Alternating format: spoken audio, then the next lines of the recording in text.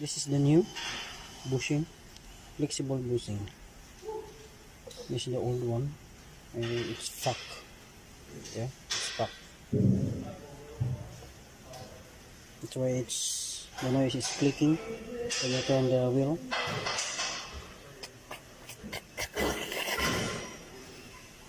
Fun.